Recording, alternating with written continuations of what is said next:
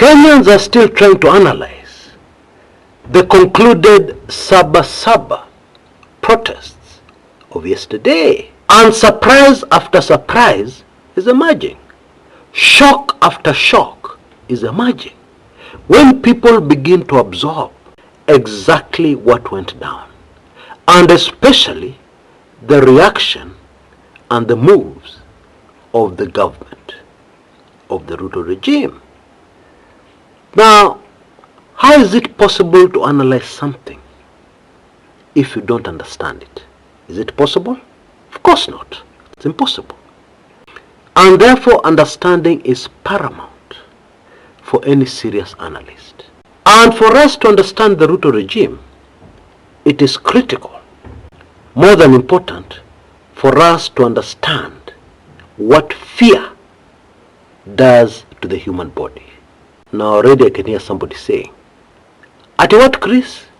Hey, how can you have fear and you have government machinery? You're controlling the government. How can you have something called fear?" Okay, I hear you. Naomba utulize boli. We're going to take this thing step by step. Then we'll all be on the same page. By the way, I have another bombshell I'd like to cover on my show today. And this is what I'd term the Raila disaster. What really happened behind the scenes? The way people are sweating and running up and down behind the scenes of Raila Odinga during the 35th Saba Saba yesterday. So stay with me. I'll cover that towards the tail end of my video. And I can assure you, it is worth the wait. Okay? Fear. Now, I'm one of those people who believe very firmly that the mystery of the human body is something we will never be able to solve until the end of time. How much do we really know about the human body? A very minute fraction, by the way. If you didn't know, our human bodies, the way they were built and constructed by Almighty God, hey, ni design yengine kali sana. It is a mystery.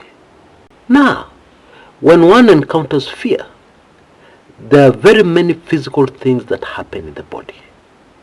Deliberately so. Let me just mention the most fascinating.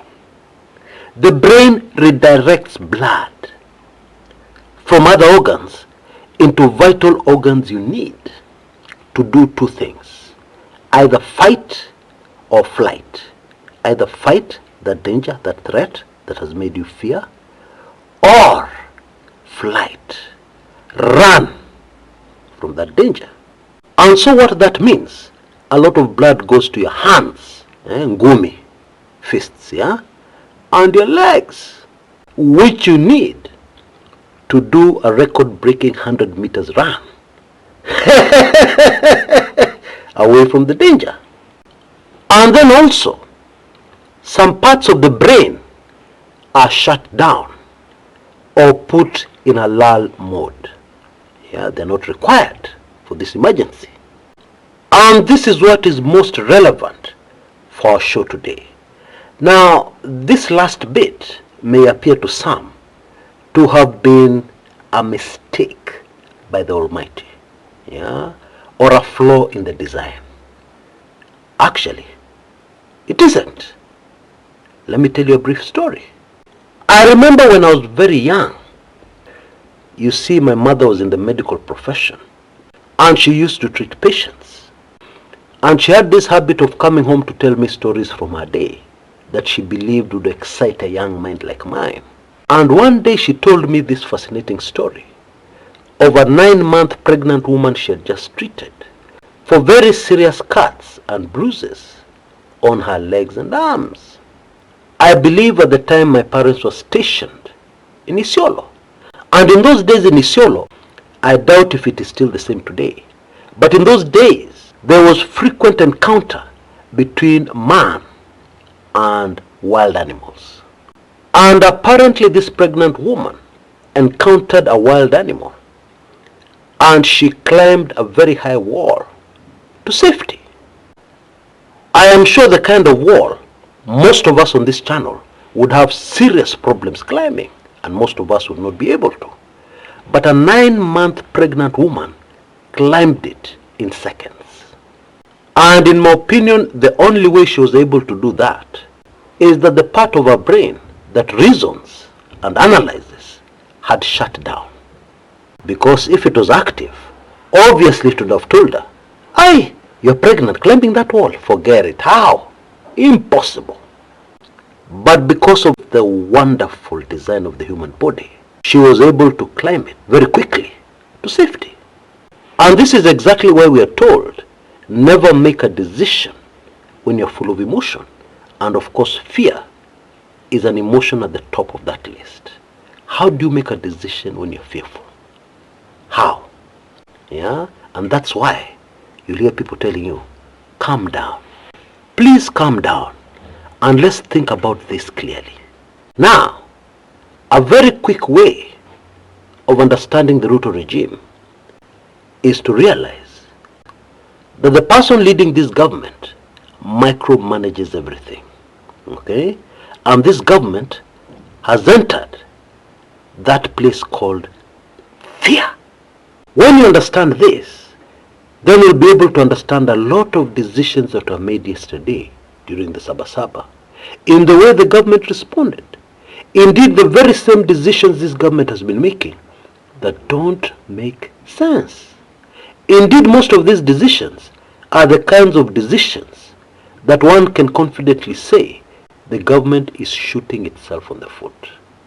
They're self-defeating stuff. Things which you do which will hurt you. Yeah? Today, we will be able to make perfect sense of all that. Now, what is the difference between fear and phobia? Well, phobia is extreme, persistent fear. It doesn't go away. It is a phobia. We also say so-and-so is paranoid. Extreme. And I believe the Kenya Kwanza regime currently can qualify to be put in the WhatsApp group of phobia and paranoia. Okay? Let me give you solid evidence of that. But very quickly before I do that, allow me to mention our sponsors for today's show, which is a quarter-acre plot in Diani, at the coast, very close to the airport. Indeed, a mere 500 meters from the airport. Now, the infrastructure in the area, the roads, etc., have really improved in recent times. And in case you've forgotten, this is not the Diani of old that was a bit inaccessible. Yeah, very difficult to reach because of the ferry manenos. These days, there is the Dongo Kundu bypass, yeah, which takes you directly by road to Diani from Mombasa. And obviously, this has been a game changer. It has caused the prices of land in the area to skyrocket. And therefore, this is a beautiful investment for just now. This is just the right time to think of an investment in the Diani area. No wonder there are very few plots left. And therefore, I suggest that you move with speed, yeah, to avoid a situation where you'll be told, sorry, they're all gone.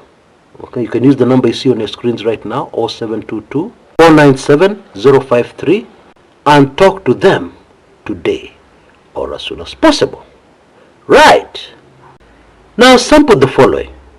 You have protests by youngsters, very young Kenyans. They are not armed. All they have is a water bottle and maybe their phone. You have that kind of situation, and then guess who you send in? An elite squad of the military. Elite. Hey. In other words, the guys you call in for terrorists like the Al-Shabaab, those are the people you call in for maandamano.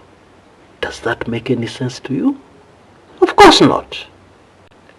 Fear.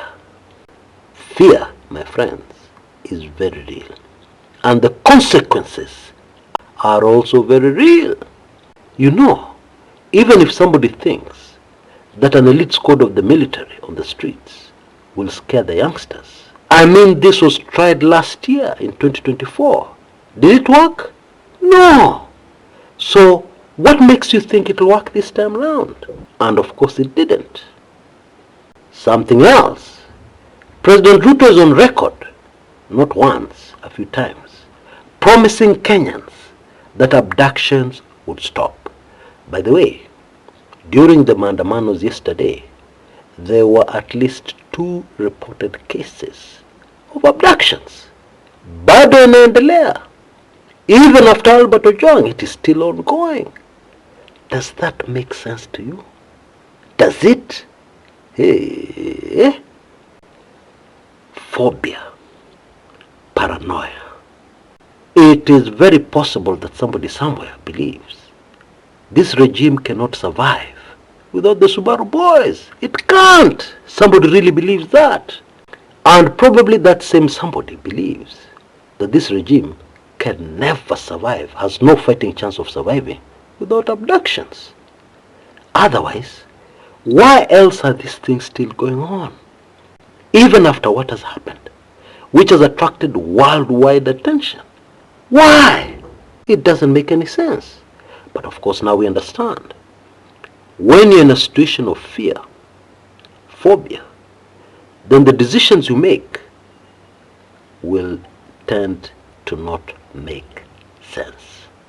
Now, we have also seen cases where journalists have been deliberately targeted, the press. Okay? Maybe the reasoning behind that is that these people are exposing us so much.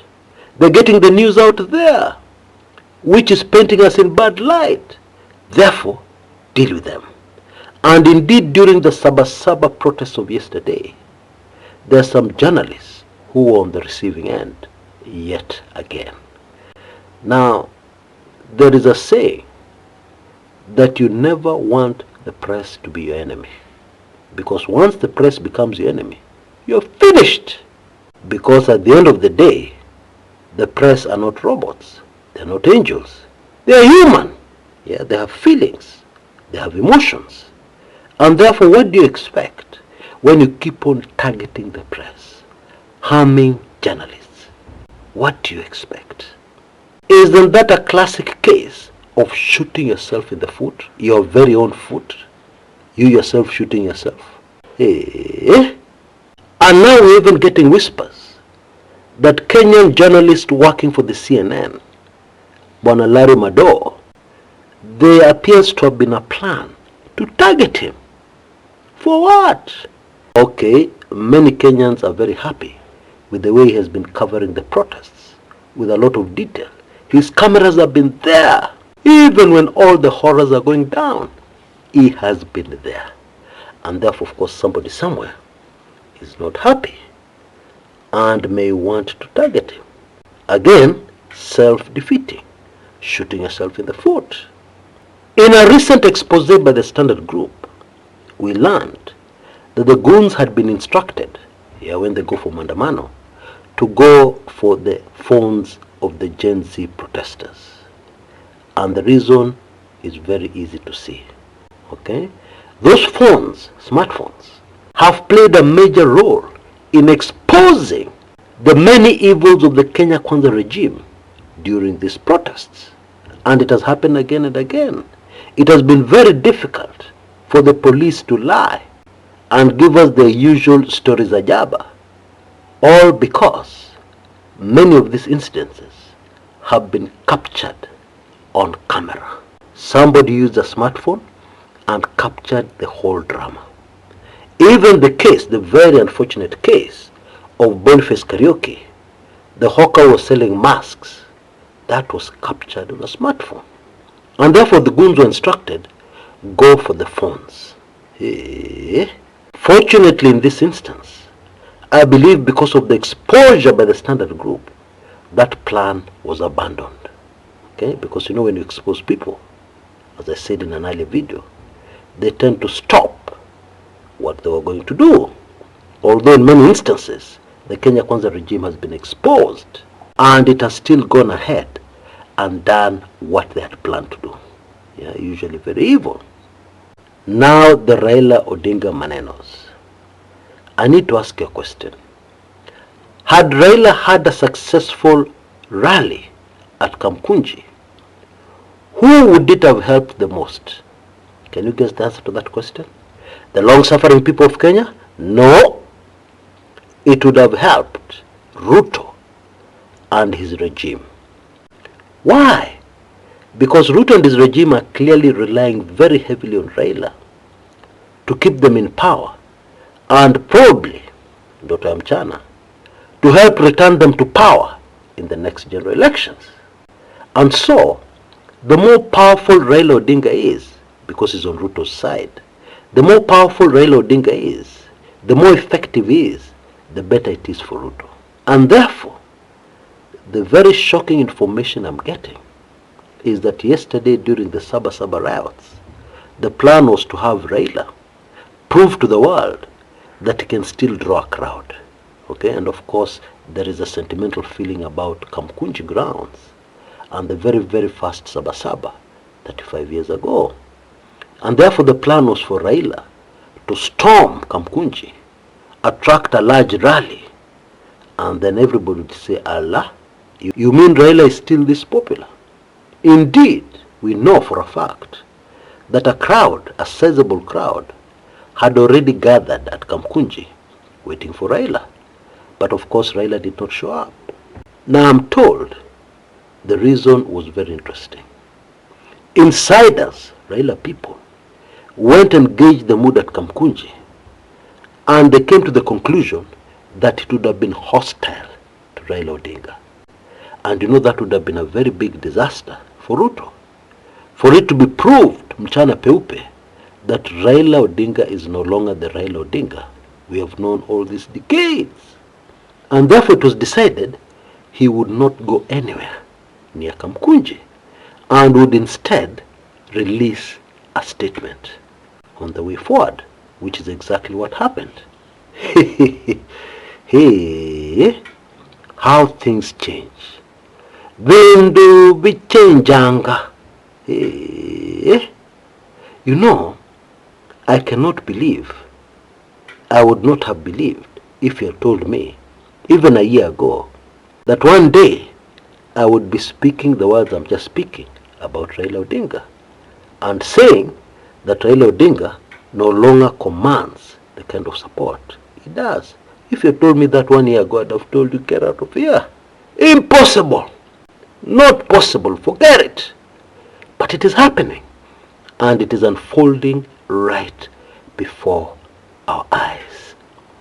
Now we have only about 12 hours left on my special offer on this unique special report, highly sensitive video that I produced a year ago that gives information that will blow your mind. It explains the real power behind Ruto. I don't think it is anything you expect. It's not. And as a result, it also explains many other things that have happened and many other things which are continuing to happen in our country. Even this thing of Raila joining Ruto is explained very neatly. Yeah, very neatly. You understand it kabisa. And even some very strange things which happened when Ruto was still deputy president. Yeah, because these powers were backing him from the days when he was deputy president. Yeah, and they were right behind him.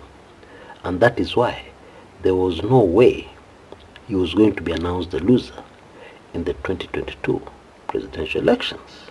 I mean, this video releases very crazy information. And a lot of the predictions in this video have come to pass. Others, I am sure, are coming to pass shortly. And therefore, I highly recommend, because I know many of you missed it, yeah, I highly recommend that you go for this video. It is only Kenya shillings 999. Now you can see details on your screens right now. Please rush before your time bad.